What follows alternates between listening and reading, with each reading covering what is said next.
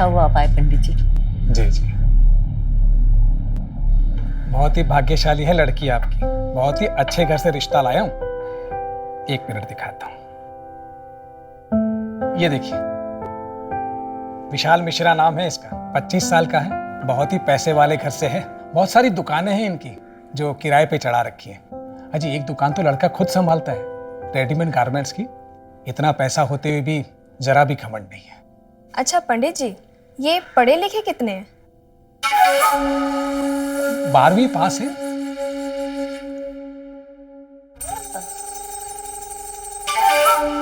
अजी पढ़ाई लिखाई का क्या है बहन जी, खुद का बिजनेस है, अच्छे खासे पैसे वाले घर से है। मैं तो कहता हूँ बहन जी, ऐसा रिश्ता हाथ से जाने मत दीजिए। तो बात चलाऊं आगे? ठीक है पंडित जी।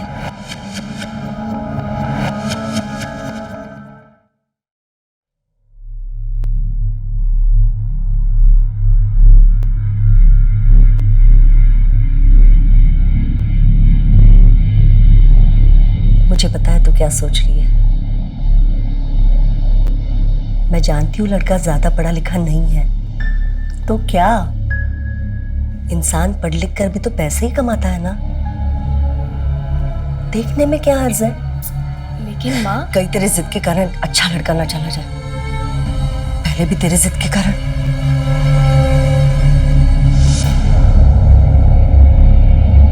इतना याद रखना, तेरे सर पर तेरे बाप का साया नहीं है।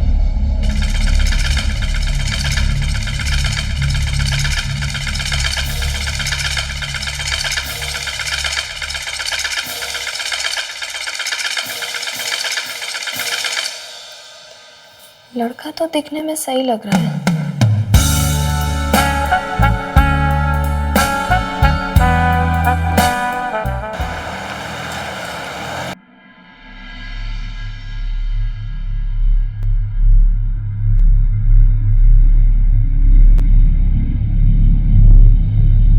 अरे हाँ भाई, भाई कल तो रात को चैट रूम में जो मजा आया है, अबे तू सोच भी नहीं सकता। क्या एक से एक मॉडल्स ऑनलाइन थी रे। अबे तेरे जैसे गरीब को कहाँ मिलने वाली है। प्राइवेट में जाने के लिए टोकन देना पड़ता है, समझा? अबे टोकन दे और तमाशा देख। विशाल, बोल कर। बेटा ये कुछ ड्रेसेस आए हैं, सॉर्ट आउट करके लगा देना। ठीक है पापा। अच्छा जरा पासबुक दे वहां से। पास, हाँ ये रहा। अच्छा बेटा सुन, मैं बैंक होके आता हूँ, दुकान का ध्यान रखना। हाँ?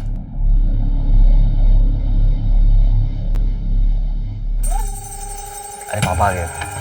अब वो सब छोड़ यार, ये मोबाइल पे देख देख के बोर हो गया हो, तो सच में कुछ जुगाड़ करना पड़ेगा रे लड़की का। रुक रुक करता हूँ। भैया ये टॉप मैं आपके यहाँ से लेके गई थी, इसका साइज करेक्ट नहीं है, मुझे थोड़ा बड़ा साइज चाहिए।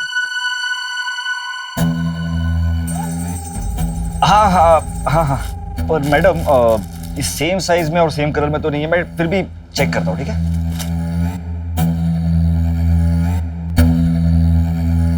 हाँ ये है, ये आपको हो जाएगा। आप जा सकते, ट्रायल ले सकते हैं। Thank you.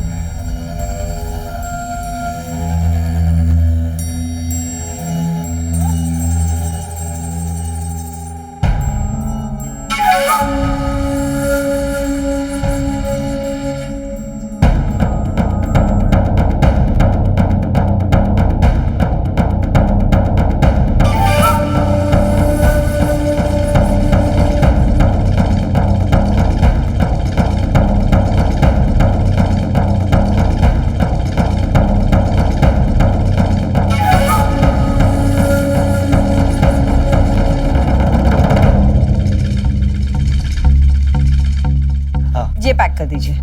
ठीक है मैडम, आपको एक बहुत अच्छी चीज दिखाता हूँ, ठीक है? एक मिनट। हाँ ये देखिए, ये कलर है ना, और ये डिजाइन आप पर बहुत जचेगा। देखो वो ये साइज,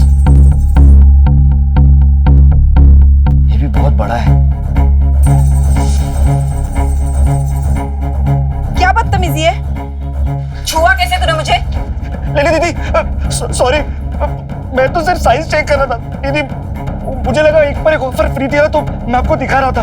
मेरा हाथ है ना वो गलती से लग गया दीदी। वेरी सॉरी दीदी।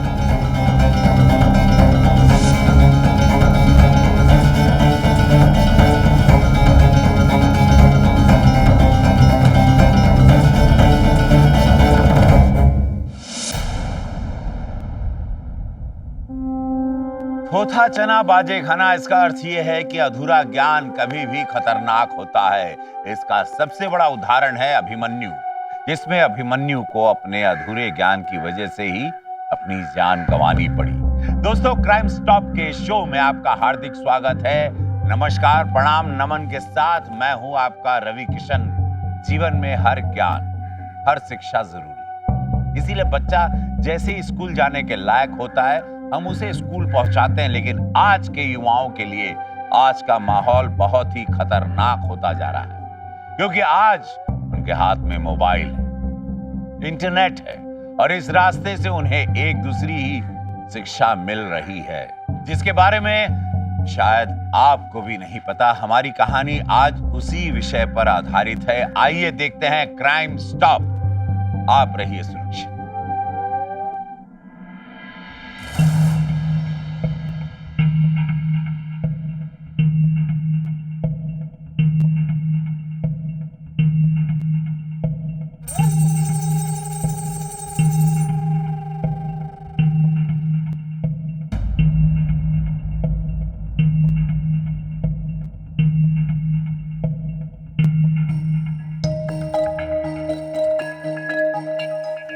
कौन है बे? बार बार बजे जा रहा है। बाप है हमारा झगड़ा हो गया यार। बाप है बे? बाप से कौन झगड़ा करता है? अरे पीछे पड़ गए, शादी कर लो शादी कर लो। कह रहे थे कि शादी करोगे तो बहू आएगी, ढंग का खाना मिलेगा। अबे तो कर लो ना, काहे नहीं कर रहे हो?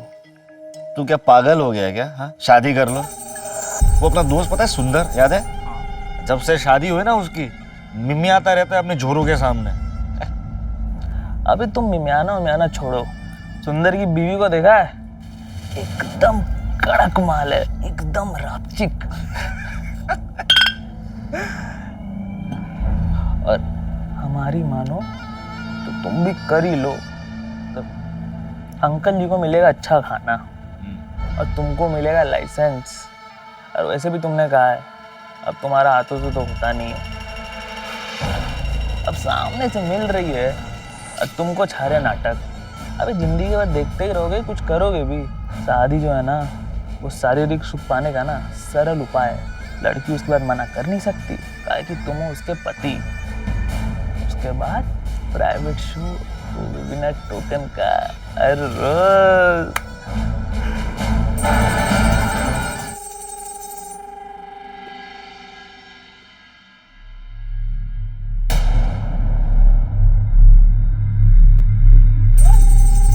बेटा ये है शालिनी, और ये इनकी मम्मी है सुषमा जी, और वो छोटी बेटी है रिया, बहुत ही नटखट है।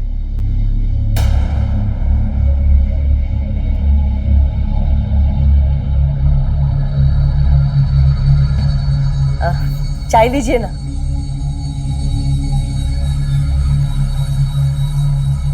अगर आप लोगों को कुछ पूछना है इससे तो बेझिझक पूछ लो। बेटा कहाँ तक पढ़ी हो आप? जी अभी एमकॉम का फाइनल ईयर है। वो तो आप कॉलेज कर रही है? जी, और साथ में पार्ट टाइम जॉब भी कर रही हूँ। अगर आप दोनों को अकेले में बात करनी हो तो अंदर रूम में बतिया लो, कोई दिक्कत नहीं। हाँ जरूर।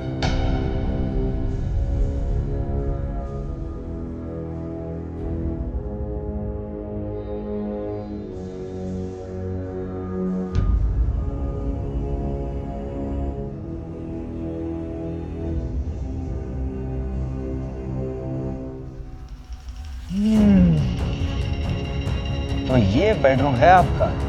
जी। काफी अच्छा है और बड़ा भी।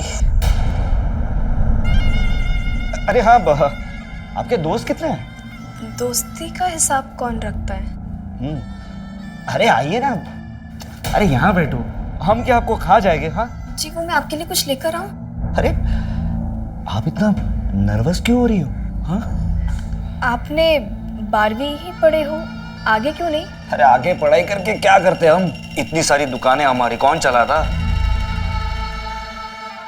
और वैसे भी हमें शादी के लिए जो चाहिए वो तो आप समझ रही हो ना मैं क्या कह रहा हूँ? मुझे लगता है 12 सब वेट करेंगे, हमें चलना चाहिए। चलते हैं। हम भी आते हैं।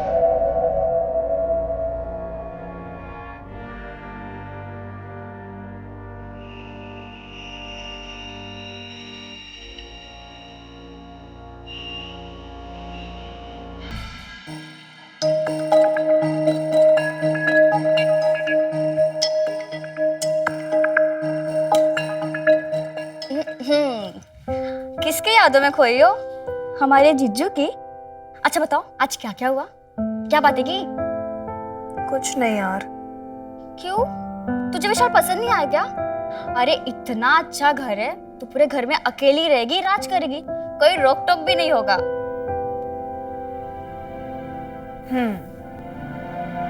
वो सब तो ठीक है, पर मुझे कुछ समझ नहीं आ रहा। क्यों? मतलब आज जब हम लोग रूम में गए थे ना, तो वो सिर्फ मुझे ही घूरे जा रहा था। अब अगर तुझे नहीं घूरेगा तो क्या तेरे भूत को देखेगा?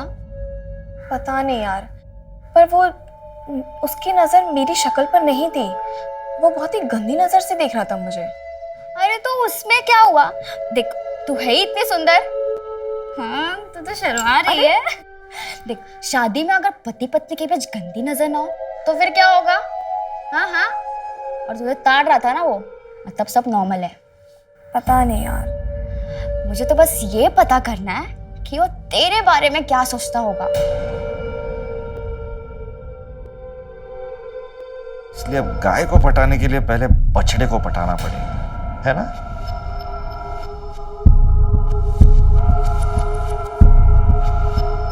शालिनी, क्या कदम मिल सकते हैं पार्क में?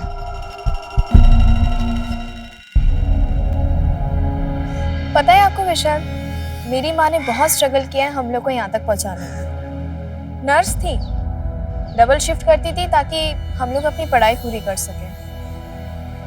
फिर उसके बाद रिया और मैंने जॉब स्टार्ट करी और उनसे कहा कि अब आप रिटायर हो जाओ और हमें आपकी सेवा करने का मौका दो। How sweet. हाँ। ये आप क्या कर रहे हो विशाल? देखो ना शालिनी, सब लोग किस कर रहे हैं। सब लोग एक दूसरे को जानते हैं और हम अभी मिले, ये सरासर बदतमीजी हुई। देखो देखो शालिनी, देखो, आई एम सॉरी। अरे मैं गधा हूँ, अरे मैं बेवकूफ हूँ। सब लोग किस कर रहे हैं और सारे लड़के ही पहल कर रहे हैं, तो मुझे ऐसा लगा कि अगर मैं तुम्हें किस नहीं करूँगा तो तुम मुझे किसी भी काम का नहीं समझोगी, इसलिए मैंने वो।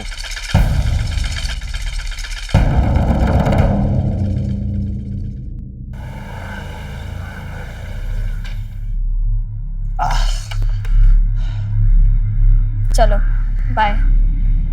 ए, रात को मिलते हैं ना। अच्छा, सपनों में?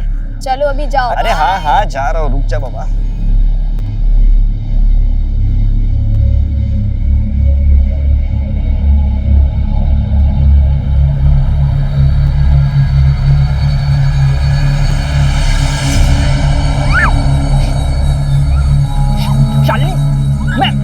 शालिनी सुनो तो सही।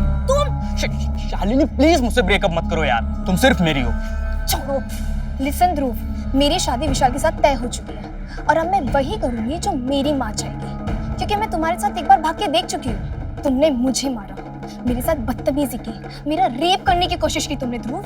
यार मैं नशे में था उस वक्त और थोड़ा डरा हुआ भी था, प्लीज समझो। ध्रुव, नशे में तो तुम अब भी हो, लेकिन अब मुझे होश आ चुका है। तुम मेरा पास्ट हो और अब मैं तुम्हें भुला चुकी हूँ। मैं भूलने दूंगा तब ना। मम्मी, टिफिन रेडी है कि नहीं?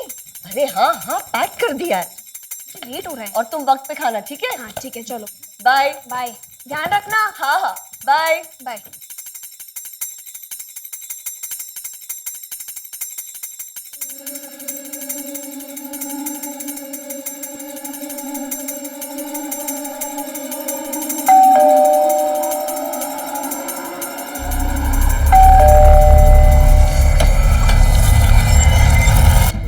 बेटा तुम? हाँ हाँ, अब शालिनी को सरप्राइज देने की सोची। कहाँ है वो? बेटा वो तो ना वक्त की बहुत पाबंद है, चली गई वो ऑफिस। तुम्हें काम किया करो ना, उससे पहले पूछ लिया करो, खामखा तुम्हारा भी टाइम वेस्ट हो जाता है ना। हाँ, अब इतनी दूर आया था और काफी भूख भी लगी थी, सोचा था कि उसके साथ थोड़ा नाश्ता कर लूंगा। तो ये बात है, आओ अंदर, मैं कुछ बना लेती हूँ। अरे नहीं नहीं, वो आपको तकलीफ होगी ना। तुम इस घर के होने वाले जमाई हो, तकलीफ किस बात की? आओ कुछ बना देती हूँ। तुम एक काम करो, यहीं पे बैठ जाओ, मैं कुछ बना के लाती हूँ।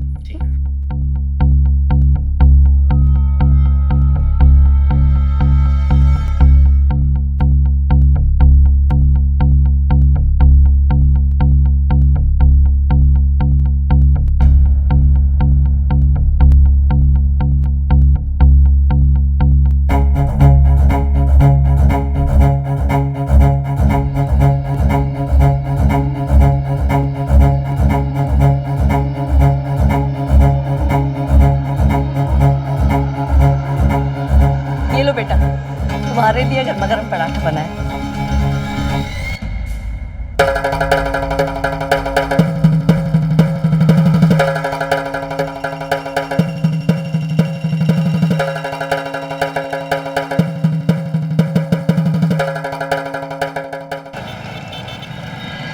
अरे अंदर तो आओ। तो कैसी लगी? तो ये है शॉप तुम्हारी। मैंने सोचा आप पहली बार आई हो तो मेरी शॉप भी दिखा दूं। नाइस। अरे हाँ, यहाँ सिर्फ लेडीज गारमेंट्स, ओके? जो अच्छी चाहे वो ले लेना, ठीक है? अरे विशाल, लेकिन नहीं। अरे क्या नहीं नहीं, अरे तुम मेरी शॉप पे पहली बार आई हो, सबसे बेस्ट डिश आज मैं तुम्हें देने वाला हूँ, रुक जाओ। विशाल, हाँ ये वाली देखो, ये कलर तो आप पर बहुत जचने वाला है। ये देखो, अरे जरा देखो तो सही इसे। ये लो, पहन लो। लेकिन विशाल, मैं ऐसे कपड़े कहाँ पहनती हूँ? अरे तो पहनना शुरू कर दो, ठीक है? लेकिन विशाल, अरे मैंने कहा ये चेंजिंग रूम है, आप अंदर जाइए और चेंज कर दीजिए। अरे प्लीज जाइए।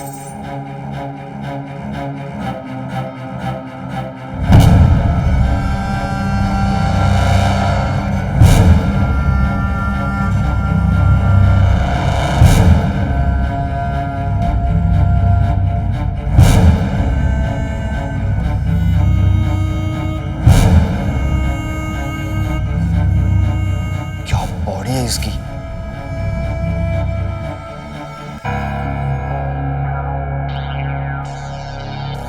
तुम अपनी मां पर ही गई है।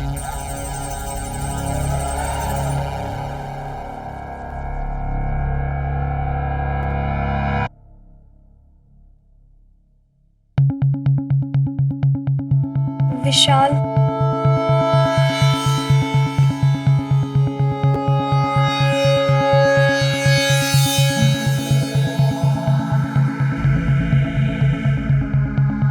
मैं ऐसे कपड़े नहीं पहन सकती विशाल, मुझे सबके सामने शर्म आएगी। सबके सामने नहीं पहनना है, अकेले में पहनना है, सिर्फ मेरे सामने। विशाल, विशाल,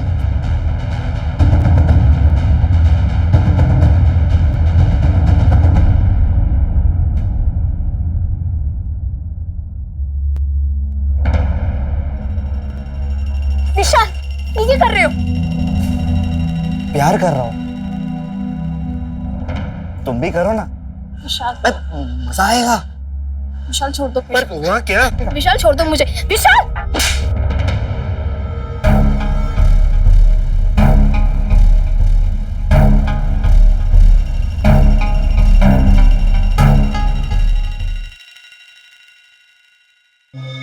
अबे थप्पड़ मार दिया तुझे? अरे हमको तो लगा था कि तुम मर्द बन गए हो, लेकिन तुम तो अभी तक लौंडे के लौंडे ही हो। और जबरदस्ती करने किसने बोला था तुम्हें? अपनी होने वाली बीवी के साथ कोई जबरदस्ती करता है क्या? अबे वो ऐसी लड़की है ना कि शादी तक मुझसे कंट्रोल नहीं होता, तो हो गई जबरदस्ती है।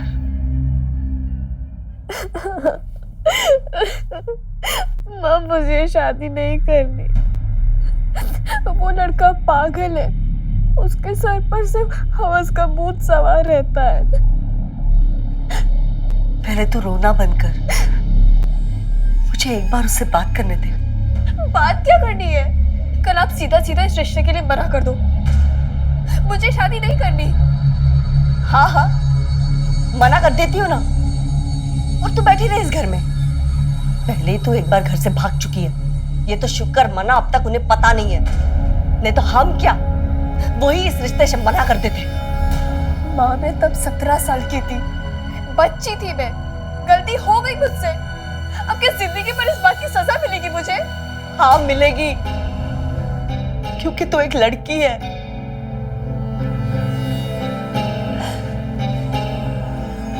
देख, मुझे एक बार विशाल से बात करने दे।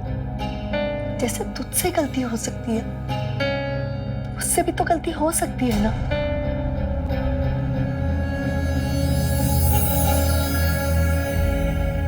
देखिए, जो कुछ भी हुआ ना, उसके लिए मैं सॉरी कहता हूँ। मैंने सोचा कि आजकल की सभी लड़कियों को ये सब पसंद है, और अगर ये सब मैं नहीं करूँगा तो शालिनी मेरे बारे में क्या सोचेगी। मुझे लगा कि वो एक मॉडर्न लड़की है, वरना शादी के पहले मुझे भी ये सब पसंद नहीं है। देखा शालिनी, मैंने कहा था ना, ये तुम दोनों में सिर्फ एक गलतफहमी है। हाँ शालिनी, मुझसे गलती हुई है और मैं सॉरी कहता हूँ। चलो ना कहीं बाहर घूमने चलते हैं, तो तुम्हारा भी मूड थोड़ा फ्रेश हो जाएगा।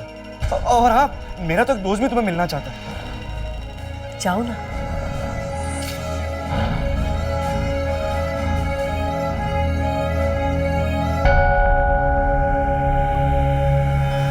आओ ना। ये हम कहाँ गए? पर तुम तो कह रहे थे हम तुम्हारे दोस्त से मिलने जा रहे हैं। ये तुम तुम्हारे घर पर आ गए? हाँ, वो यहीं आने वाला है, शायद रूम में बैठा होगा। चलो ना। हाँ, यहीं। अरे यहाँ पर भी नहीं है, पता नहीं कहाँ गया होगा। तो ठीक है, कोई बात नहीं, अभी हम चलते हैं, बाद में मिलेंगे तुम्हारे दोस्त से। चलो। अरे इतनी भी जल्दी क्या है? अपनी होने वाली बीवी के साथ थोड़ा टाइम तो बिता लूं। विशाल, दरवाजा क्यों बंद किया? दरवाजा खोलो, मुझे अभी जाना है। विशाल, विशाल!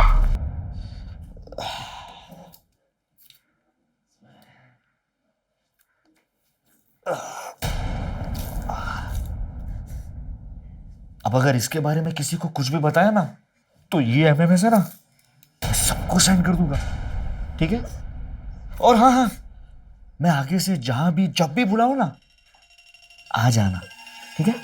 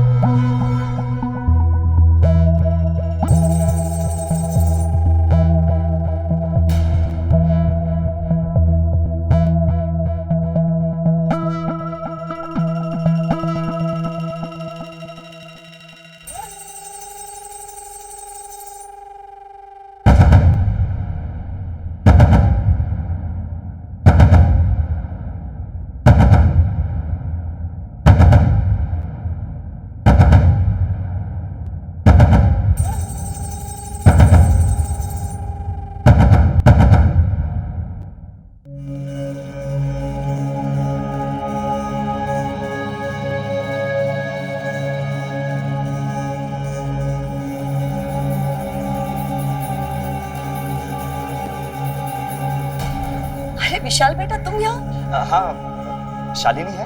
शालिनी तो अभी अभी ऑफिस के लिए चली गई।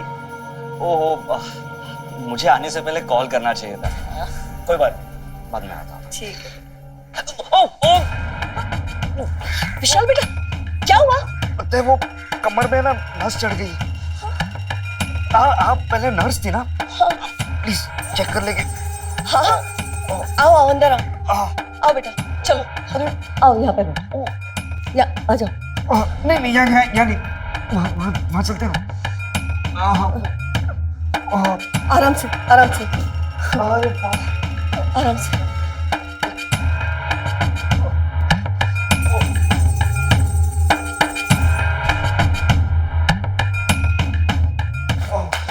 यार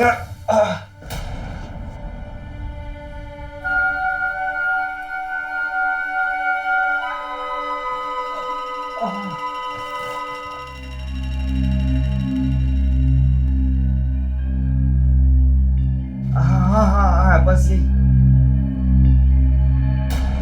और जोर से और जोर बहुत अच्छा लग रहा है बस मैं इसी की बात कर रहा था क्या कर रहे हो? कर रहे हो बदतमीज, शर्म नहीं आती तुमको? तुम माँ बेटी को थप्पड़ मारने का बहुत शौक है ना? अब ये देख, एक बहुत मजेदार वीडियो बताता हूँ। ओह, ये दिख रहा है? शक्ल थोड़ी जानी पहचानी है ना? तेरी बेटी ने मुझे इसी तरह थप्पड़ मारा था। देख मैंने उसके साथ क्या किया। हाँ, दिख रहा है? अब तो ये बहुत फेमस हो जाएगी। हाँ, मैं वायरल करने वाला हूँ इसको। जलील इंसान है, तो दे दे मुझे, दे दे मोबाइल। मेरा कुछ नहीं बिगाड़ सकती। अगर मैंने ये वीडियो वायरल कर दिया ना, तो तेरी बेटी की तो इज्जत गई। हाँ, पर अगर तू चाहे तो अपनी बेटी को बचा सकती है। लेकिन समझ गई ना? नहीं समझी? आजा समझाता हूँ, आजा। ऐसा मत करो, तुम मेरे बेटे जैसे हो ना। मैं तुम्हारे बेटे जैसा हूँ, बेटा नहीं हूँ। तुम ज्यादा टाइम पास मत करो, सिर्फ हाँ या ना बोलो। ये वायरल वीडियो या प्यार के 2 पल? नहीं, ठीक है, फॉरवर्ड करता हूँ। बड़ी समझदार है।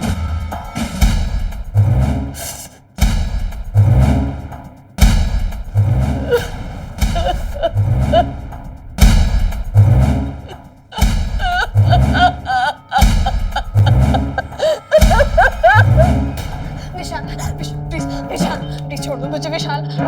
विशाल विशाल अरे तुम्हें मजा नहीं आता? इसके बाद कितना मजा आया था ना? विशाल माँ देख देख लो ना माँ को, पता तो चले कि उसकी बेटी से मैं कितना प्यार करता हूँ। आज तो मजा आया, जो सिखाता हूँ ना। विशाल छोड़ दो मुझे विशाल।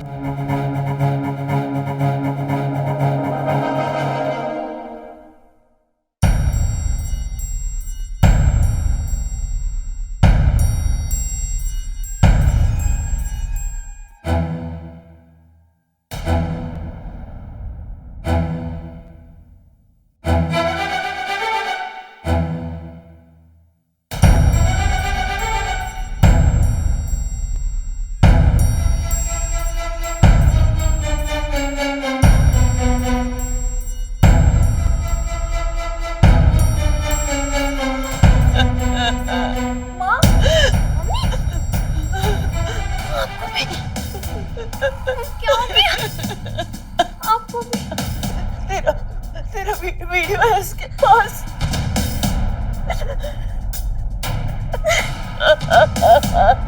मम्मा मैंने आपको पहले ही कहा था, परिंदा है ये। मेरी नहीं सुनी ना।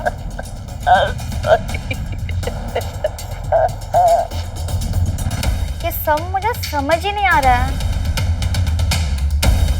ओ, अरे रिया बेटा, अरे क्या होगा? अरे आपको प्रॉब्लम्स? अरे मैं हूं ना जीजू, सॉल्व कर देगा। देखो ना, मुझे ये समझ नहीं आ रही कैसे आया ये ZB। हाँ, ये जो है ना, ये रॉन्ग है। यहाँ पे 09 होना चाहिए था। ओहो, इतना इजी सम था। जीजा जी है ना?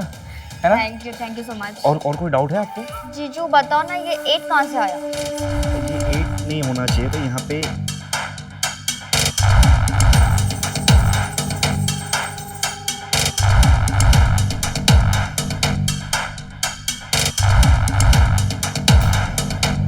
वाओ, कितनी प्यारी इयररिंग्स है। कहाँ से लिया आपने?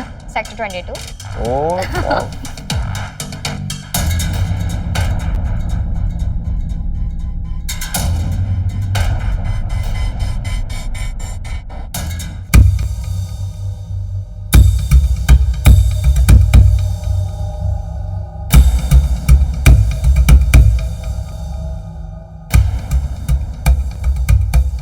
जब तक मैं हूँ वो विशाल हम सबकी जिंदगी बर्बाद करता रहेगा। अगर मैं नहीं रही तो किसी किसी को भी कुछ नहीं होगा। अपनी फैमिली को विशाल से बचाने के लिए ये कदम उठाना ही पड़ेगा। विशाल अपनी नादानी में गिरा तो बस गिरता ही चला गया। अपने पागलपन में वो अपना अच्छा बुरा सब भूल गया।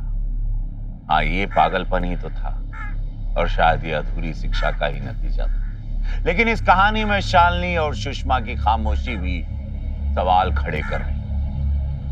बदनामी के डर से क्या कोई इस तरह किसी के हाथों की कठपुतली बन जाएगा? लेकिन कब तक? एक ज्वालामुखी सुलग रही थी और ब्लास्ट होने ही वाला था। आइए देखते हैं। साहब मेरा लड़का नहीं मिल रहा है, कब से ढूंढ रहा है उसे। साहब कुछ कीजिए ना, चलिए ना मेरे साथ, उसे ढूंढिए ना साहब। साहब मेरा लड़का, आप शांत हो जाइए। अरे मेरा लड़का शांत क्या है? हम बात, आप पानी पीजिए, बैठिए बैठिए। अरे पीजिए पानी पीजिए। आराम से बताइए। अब बताइए क्या हुआ? साहब मेरा बेटा विशाल, उसका पता नहीं चल रहा है। लास्ट टाइम कब देखा था आपने उसे? अब 2 दिन पहले सुबह से वो घर से निकला था, उसके बाद वो घर पे आया ही नहीं। तब से साहब उसका फोन भी बंद है। आपका बेटा 2 दिनों से घर नहीं आया और आप रिपोर्ट लिखवाने आ जा रहे हैं। बीच बीच में वो अपने दोस्तों के साथ जाता रहता है, इसलिए मुझे लगा कि अब भी वो दोस्तों के साथ ही गया होगा। इस बार तो उसके दोस्तों को भी पता नहीं है कहाँ चला गया है। अभी उसकी शादी तय हुई है साहब। उसका नंबर दीजिए। 4443478। सर नंबर बंद है। उसका कुछ फोटो वगैरह है? हाँ साहब, एक सेकंड, ये देखिए सर, ये वाला।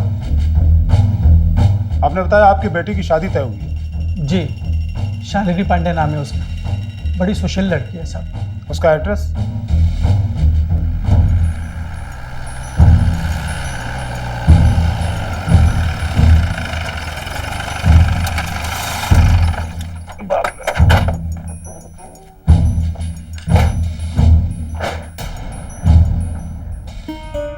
आपका दामाद पिछले 2 दिनों से लापता है। लापता है? जी, उसके पिता ने मिसिंग कंप्लेंट दर्ज कराई। हमें आपकी बेटी से पूछताछ करनी है। जी सर।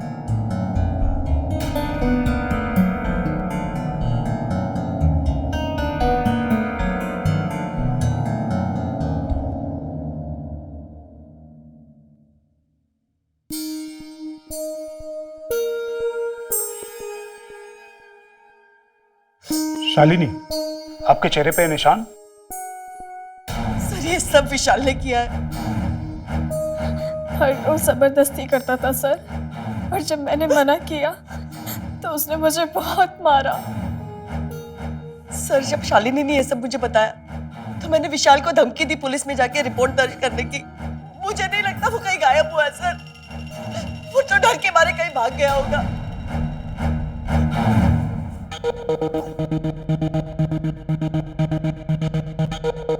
ये विशाल तो अजीब ही लड़का है। शालिनी के चेहरे के मार्क्स देखे? सर ये भी तो हो सकता है कि शालिनी झूठ बोल रही है। आप ही सोचिए सर, अगर शादी फिक्स है तो ये विशाल शालिनी पे जबरदस्ती क्यों करेगा?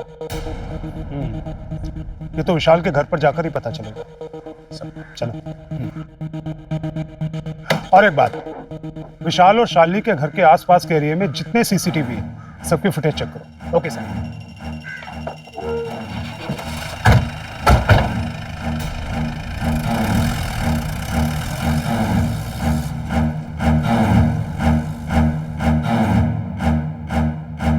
साहब ये क्या चल रहा है? विशाल के कमरे में ढूंढ के क्या मिलने वाला है? आप शांत रहिए, हमें अपना काम करने दीजिए। साहब पहले उसे ढूंढिए ना आप। हमें हमारा काम मत सिखाइए।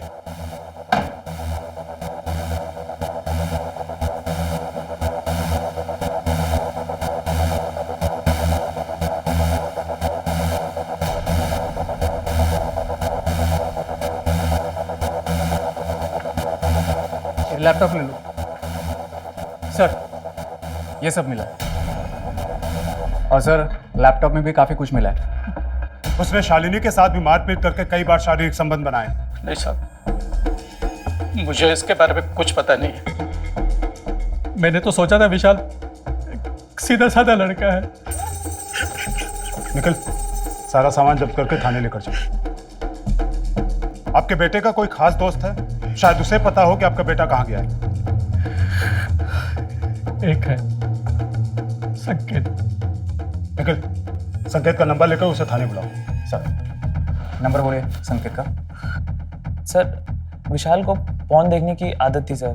सर मैं उसको हमेशा मना करने की कोशिश करता था। मैं उसको बोलता था कि एडिक्शन मत ले, मगर वो सर वैसे वो सारी बातें मुझे बताता था, लेकिन मुझे ये बात मालूम नहीं था कि वो शालिनी के साथ बार बार रेप कर रहा है।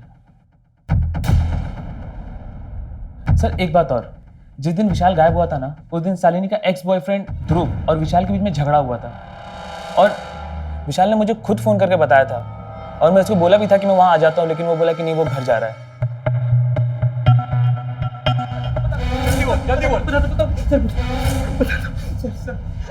सर मैं शालिनी से बहुत प्यार करता हूँ, पर वो सर मान ही नहीं रही थी, इसीलिए मैं विशाल से मिलने गया।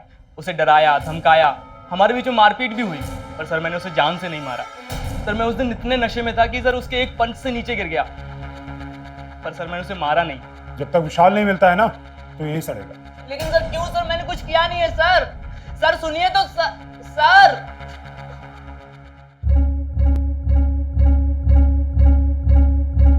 सर एक मिनट। सर विशाल के घर के पास का सीसीटीवी फुटेज मिला है।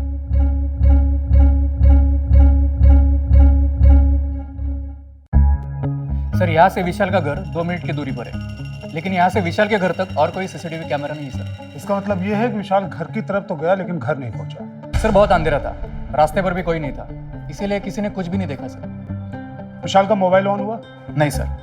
एक काम करो, विशाल के सर्कल में जितने भी लोग हैं, सबके मोबाइल लोकेशन निकालो, और विशाल का भी लास्ट मोबाइल लोकेशन देखो, और देखो किसी का लोकेशन विशाल से मैच करता है क्या। Okay sir.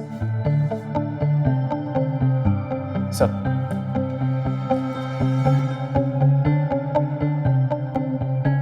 सर देखिए,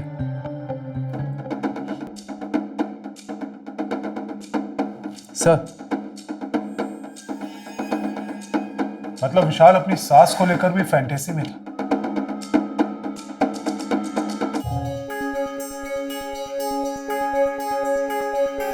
छी, इतना गिरा हुआ इंसान है ये, मुझे तो सोच के भी शर्म आ रही है। अच्छा हुआ वो भाग गया।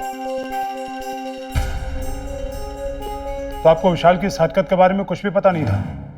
नहीं सर, मुझे तो शालिनी ने रेप के बाद बताया। अगर पहले पता होता ना, तो ये रिश्ता ही तोड़ देती मैं। शालिनी के एक्स बॉयफ्रेंड ध्रुव ने विशाल के साथ मारपीट की, आपको यह भी पता नहीं है? सर शालिनी और ध्रुव के रिश्ते को खत्म हुए 4 साल हो चुके हैं। ध्रुव को जब शादी के बारे में पता चला ना, तब वो शालिनी को परेशान करने लगा था। यहाँ बात नहीं बनी तो गया होगा वो विशाल के पास उसे धमकाने, या फिर शायद शालिनी ने उसे भेजा हो अपना बदला लेने के लिए। अगर मेरे बेटी ने ऐसा भी किया होता तो क्या गलत था सर? ऐसे इंसान को तो जिंदा रहने का हक ही नहीं है।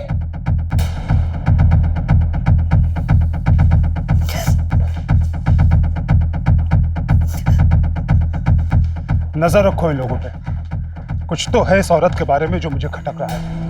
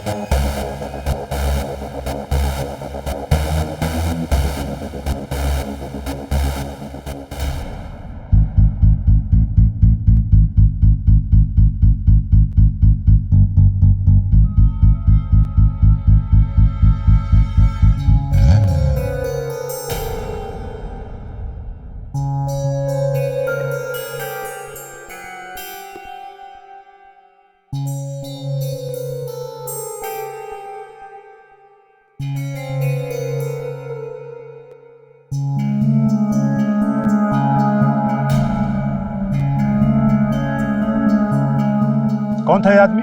सर राघव नाम है इसका। मैंने पांडे से बात की है, पांडे उसके पीछे गया था। ये शमशान में काम करता है सर। सर ये सुषमा के पति का मुंह बोला भाई है। निखिल, ऐसे समय में रिश्तेदार मिलने आते हैं। हाँ सर, लेकिन ये सुषमा और राघव अपने टेरेस पे किसी का श्राद्ध कर रहे थे। श्राद्ध? लेकिन ये तो श्राद्ध का महीना भी नहीं है। वही तो सर। एक काम करो, जिस दिन विशाल गायब हुआ उस दिन राघव के फोन की लोकेशन का पता करो। Okay sir.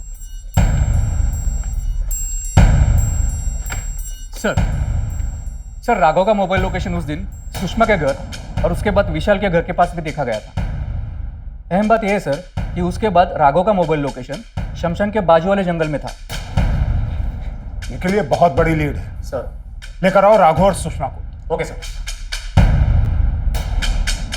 जिस दिन विशाल गायब हुआ तुम्हारे मोबाइल का लोकेशन उससे मैच कर रहा था। कहाँ है वो? साहब मुझे नहीं पता, मैं तो उसे जानता भी नहीं, आज तक मिला भी नहीं इससे। आप कैसे जानती हैं इन्हें? लोग सीधी तरह से बता दो, नहीं तो हमें अपने तरीके से उगलवाना आता है। सर वो राघव भैया और मेरे पति एक ही कंपनी में काम करते थे, अच्छे संबंध थे हमारे।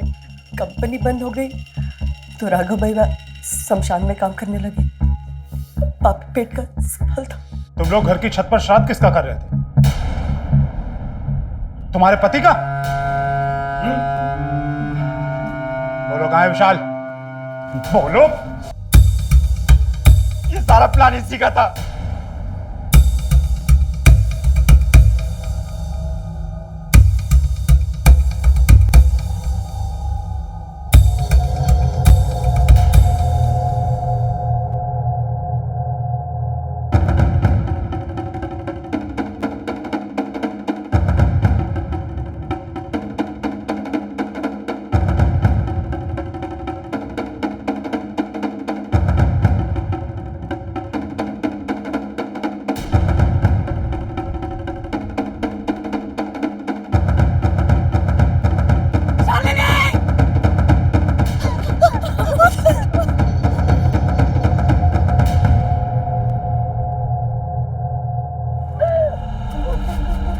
पागल हो गई है क्या?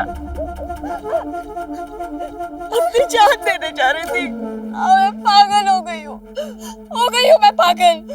मेरी वजह से सब बर्बाद हो गया। बर्बाद हो गई माँ, और अब वो रिया को भी नहीं छोड़ेगा।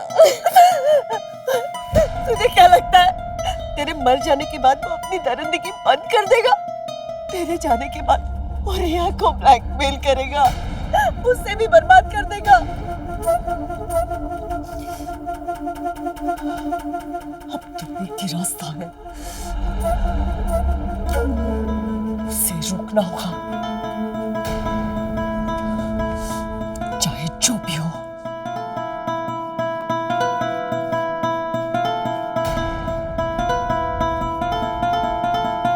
हेलो।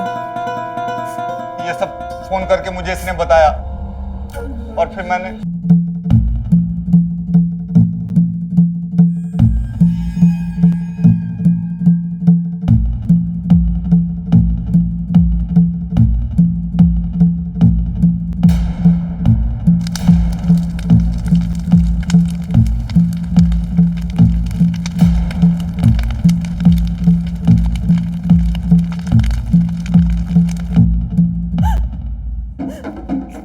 तो मैं क्या करती साहब? वो दरिंदा हमें जीने नहीं दे रहा था। मैंने जो कुछ भी किया अपने बेटियों को बचाने के लिए किया साहब। अपनी बेटियों को बचाने के लिए आपको हमारे पास आना चाहिए था। विशाल जैसे लोग समाज के लिए श्राप हैं और उनकी जगह सलाखों के पीछे ही है। लेकिन आपने जो किया वो भी गुनाह ही है और इसकी सजा आपको जरूर मिलेगी।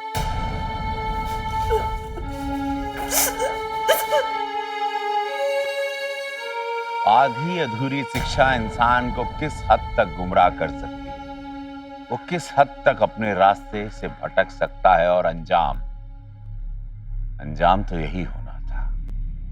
लेकिन उसकी गलती की वजह से सजा के हकदार बाकी सबको भी बनना पड़ा।